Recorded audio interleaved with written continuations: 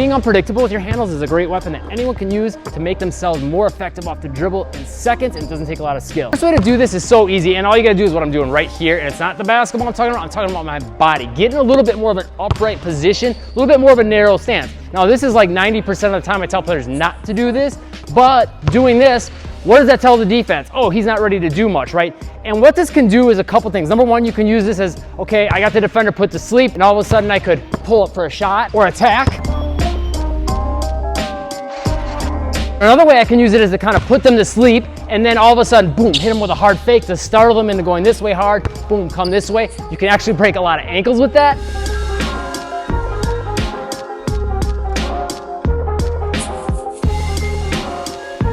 And I got a couple other hacks for you later in the video that'll help you. Make sure you stay tuned for those. But then also, leave a comment if you're a defender, one thing you might try to do when this happens. I'll give you a second, leave that comment.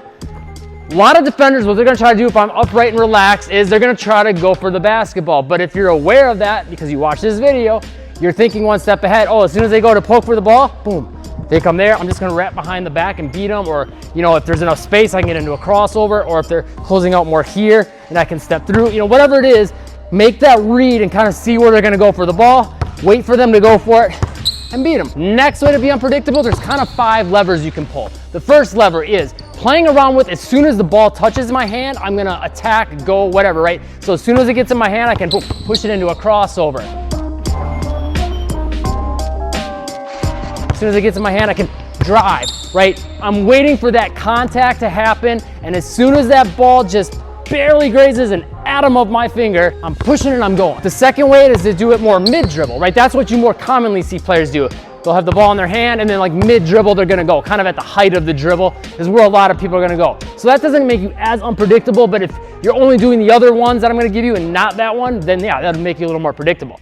So then the third way would be wait till the basketball is almost to the ground and then get into whatever you're gonna get into. So the ball is almost to the ground, boom. Right as it's about to leave my hand, I can push it to attack. Right as it's about to leave my hand, I can get into the crossover.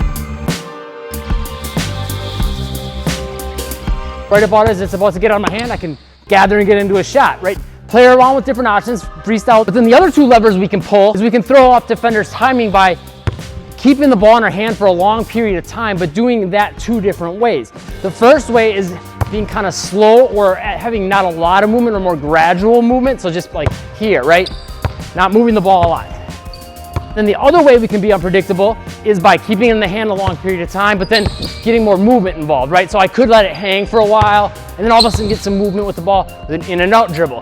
Hang for a while, step out, move it out there, come this way into a crossover. Or I can just get a lot of movement the whole way. I move it a bunch out, here, get into an in and out, move it here, here. All those levers, the more ways I can pull those, the more I can be unpredictable. The free workout pinned to the comments is gonna help you with your ball control, footwork, and athleticism, so you can take all those things next level. Okay, next way we can be unpredictable is thinking about sort of the stuff we were talking about with the ball handling side of things, but with our feet now. So the first way, I can be mid-step, and I can, for all these, I can think about accelerating or selling a hard fake with my step. So example, I'm dribbling, I'm mid-step with this step, I can accelerate mid-step, you know, so foot's in the air, just taking a normal speed step, and then all of a sudden, I'm right here, I'm gonna boom, push hard forward.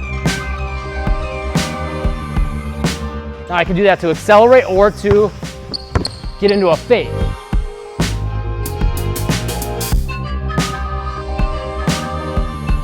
You can add this and the other footwork concepts to any move that you wanna do off the dribble. So it could even be like between the legs, boom. You know, I'm kind of hovering in air and then boom, get that hard movement when I'm mid-step.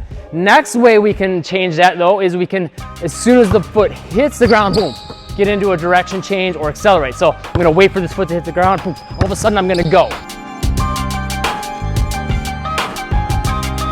Second it hits the ground, when I feel that contact, I'm gonna start going. You can also do that as a fake.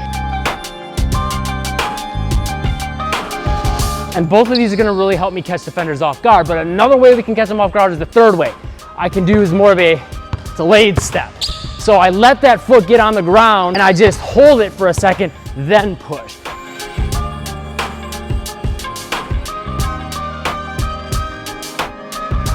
Just that little change of timing is so easy to use, but it gets so many defenders. Like that specific move, this between the legs, wait and go, gets defenders so bad.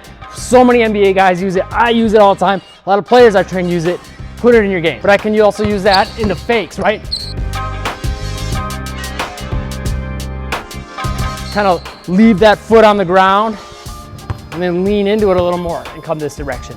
Think about delaying those steps and your explosion a little bit, and that'll add a whole new dimension to your game. Another way to make yourself unpredictable is to use double steps within a dribble.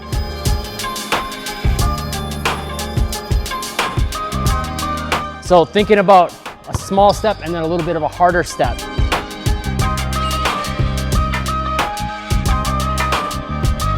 Or even inching towards the defender to see if they're gonna allow you to get closer to them, and you can kind of use these to sort of put them to sleep. You know, they start, okay, he's just gonna do this weird thing with his footwork. I'm not gonna bite because I don't wanna be that jumpy defender that jumps far and then he crosses me over, in which case if they do that, that's gonna be a killer move for you and make you look pretty effective and unpredictable. But you can kind of make them desensitized to this step, and then all of a sudden, boom, you can just blow by them, right, sometimes or something like that. But you can also just keep it simpler with just like 2 quick steps. So an example would be 2 steps. I cross over, I jab opposite, like the cross jab move like Ja Morant always uses, but then I can add another step right after that. I can think about going in and out and then taking another step with that foot.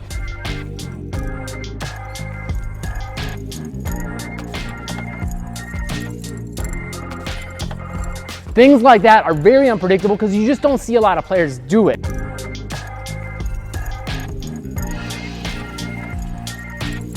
And we can even get more creative with the steps by thinking about adding like cross-body steps or turning into our steps. Think about how you could take just about any dribble move, crossover, in and out, behind the back, between the legs, and how can I maybe add 2 steps to that? Could be the same foot, could be opposite feet, and could be different directions. Okay, and here's the ultimate way to be unpredictable. All this stuff we've been talking about, we could think about combining that with 2 or 3 dribbles, right? So we had get the ball out of the hand the second the hand touches it. We've got let the ball hang out in the hand, and then at the height of the dribble, move it. So that's this. And then we've got wait till the last second to move it, you know, right before the ball's about to leave the hand. So that all together would look like this. Right? See how that changes the speed and timing of everything?